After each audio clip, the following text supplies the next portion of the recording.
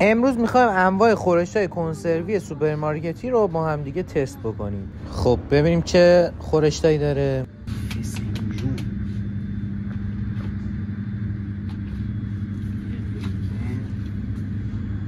خورش قیمه، سیب زمینی یا قیمه بادمجون. بریم ببینیم چی میشه. به مامان زنگ زدم گفتم که آماده شو میخوایم کلیپ بگیریم، ولی خب نمیدونه چه کلیپی. من میخوام ریاکشنشو نسبت به غذای کنسروی، اونم خورشتای کنسروی ببینیم چی رو میخوام تست کنه، نظرشو بدونیم و ببینیم ریاکشنش چیه. برو ببینیم ریاکشنش چیه. مامان دیوانه میشه، ببینه دیوانه میشه. مامان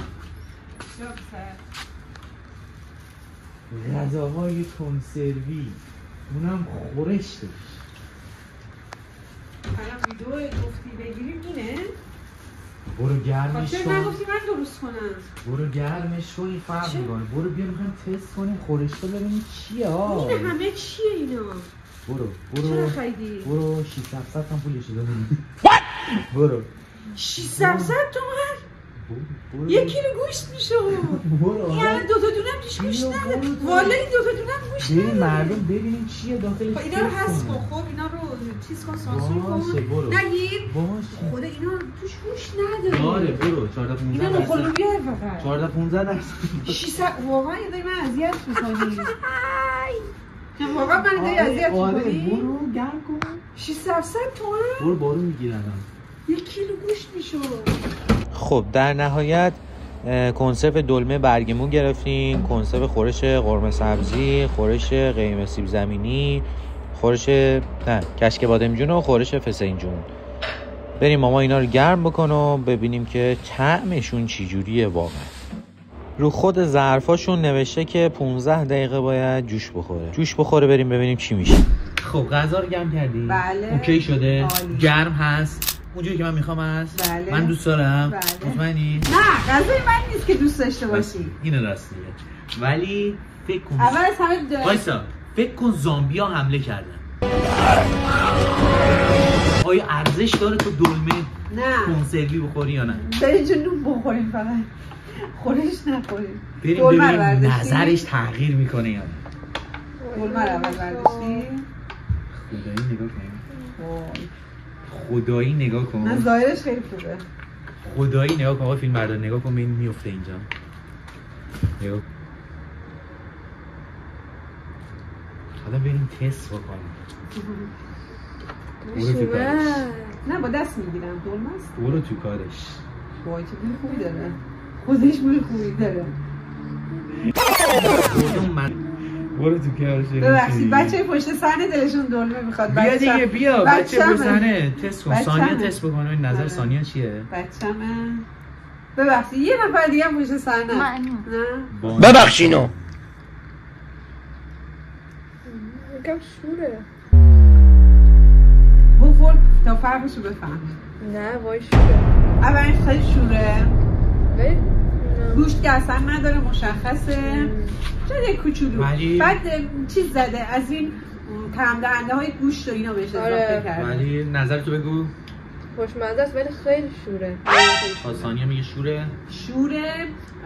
خوشمزه است ولی شوره خیلی شوره. ولی من اگه بخوام دوباره برم اینو بگیرم شاید جزو اون چیزایی باشه. مثلا از 1 تا 10 چند میدی؟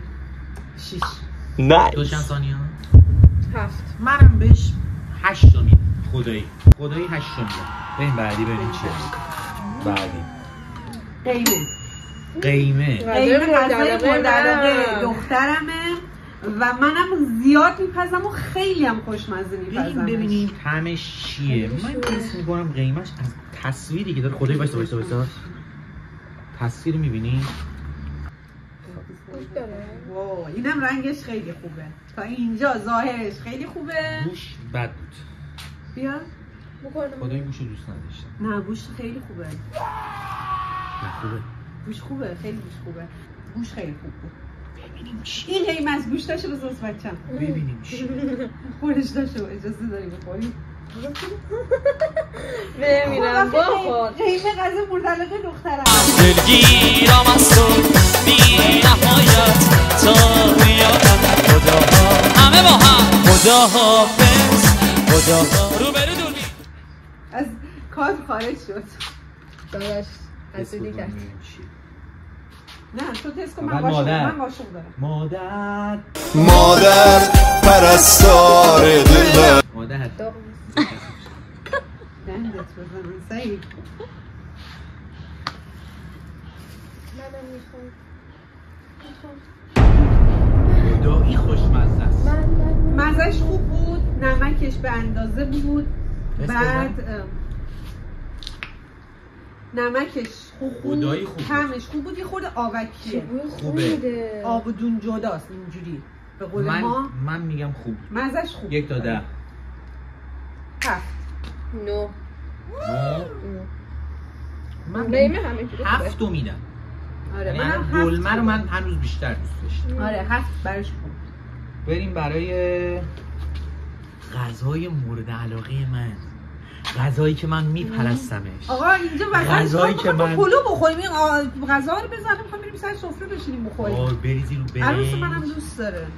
بریزی رو برنج. من هوای عروس رو داشته باشم دیگه. عروس هم دوست داره بزن باشه برام با غذا بخوریم. بریم ببینیم. سعید صبر کن من یه دقیقه شالم درست کنم. این خورش چیه؟ تا الان از نظرم قیمه خیلی بهتر. تو ثانیه میگه قیمه. من آره قیمه خوشحال‌ترم. دلمه انقدر شور بود. من یه بار دیگه می‌خوام بریم دلمه. گوشتش هم خیلی نرم. خب من خیلی دلمه دوست دارم. اگه یه موقع هوس دلمه بکنم و نتونم درست کنم قطعا میرم دلمه رو برمی‌دارم. خب چون خیلی خوشمزه بود ولی شور بود. انقدر شور بود نمیتونستی ازش لذت ببری. دقیقاً. من غذای شور رو چون دوست دارم با این مشکل ندارم. گوشت قیمه خیلی نرم بود. میپرستمش. فسنجون. البته اگه نه بیا. الان تو باز. آها ناخون. خب ببین مامان میتونه یا نه. زیاده. اونا چقدر راحت باز کردی اینو نتونستی. اینا این شکلی بود جنسشون فرق. ولی خدای طعم دلمه رو من دوست داشتم. چرا؟ با اینکه نه تو خوشت اومده نه سانیا. نه من خوشم اومده میگم مزهش خیلی خوبه. منم یه موقع زامبیا حمله کردیم. یه موقع حواس خوب بود ولی خیلی شور بود. 100 تا بسته فقط دلمه داری. 100 تا بسته قیمه داری. کدوم انتخاب می‌کنی؟ قیمه. قیمه. دوستتون دارم. لایک یادتون نره. همین الان تا اینجا ویدیو رو اگه دیدی لایک یادتون نره. واه داره ها. من میگم یه برش این شکلی بده این دورشو. من در بار دارم بهت میگم. ببین بالاخره باز کار خانوماست باز کردن این درا و دیگه مایی نیست. قیافه داداشو. دیگه به درد اینم نمیخوری شما مردا. آی چقدر رنگش خوبه. قیافه‌شو. خدای قیافه‌شو. خوبه قیافه‌ش؟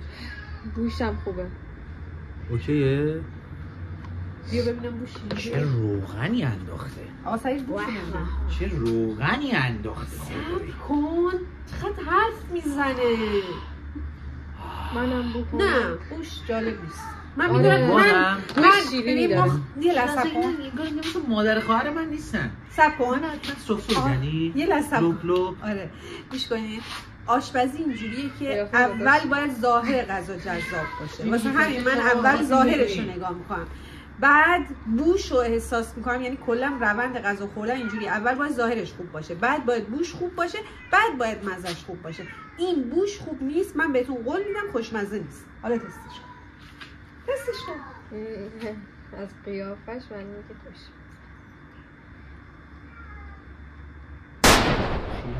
دیدی؟ گفتم مزهش. آره بوی شیرینم میده. منم میخوام. من شیرین دوست دارم. من عاشق فسنجونم. من اصلا میگم فسنجون فقط فسنجون مادرجون. ملس.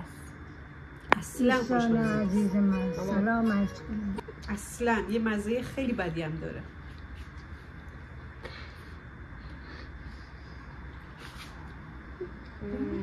جان خوب بودی دوستش بیسم.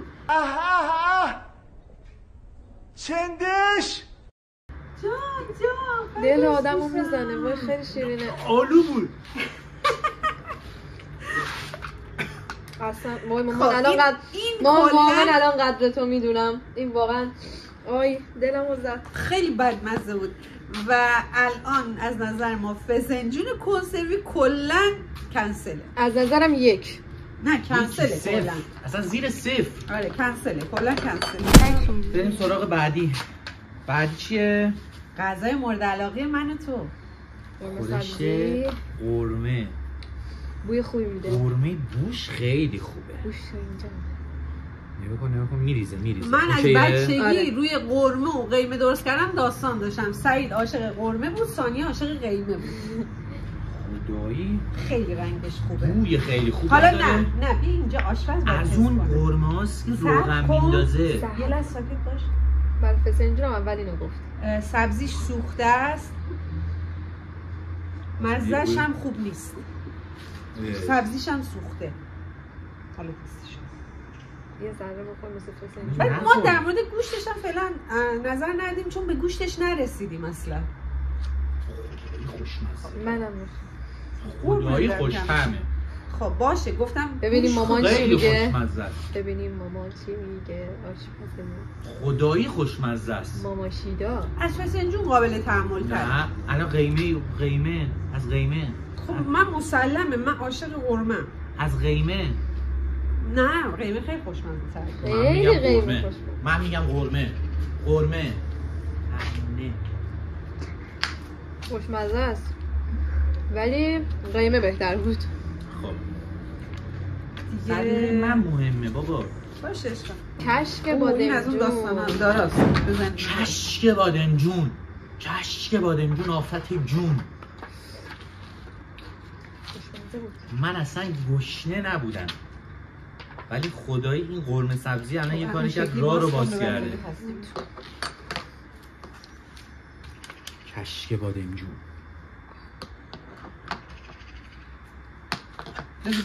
اول بود خیلی خوشبوه. بوی خیلی خوبی داره.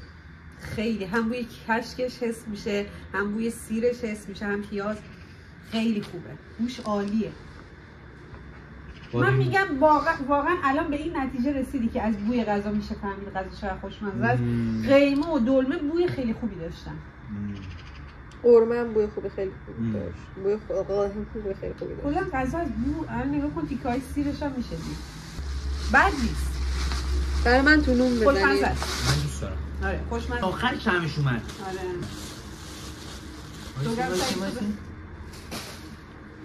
بچه‌های پشت صحنه تقاضای کشک بادمجون داشتن. خیلی خوبه. زیاده ای واسه یه لقمه ماما نیست. میریزه. بچه‌ها کشک بادمجونش میگم دیگه میریزه. کشک بادمجونش قیمتش ارزان‌تر هم بود نسبت به بقیه. خوشمزه است. و واقعا هم خوشمزه است. یکم نمکش کمه. به خاطر همین نمیتونی مزه‌ش رو خوب بفهمی. چون نمکش کمه نمیشه آدم طعمش رو متوجه بشه. واسه همین مزه آخر میاد. آره مزه آخر میاد چون اون نمکه یکم به ترتیب بچین الان چی شد؟ نظرتو بگو. به ترتیب قیمه، بعد قرمه، بعد کشک بادمجون، بعد دلمه، در آخر فسنجون. فسنجون به نظر من کلا کنسله چون اصلا خیلی بدمزه بود. خیلی بدمزه. آره. خب از نظر من اول قرمه، بعدش قیمه، بعدش کشک بادمجون، بعدش دلمه و بعدش فسنجون.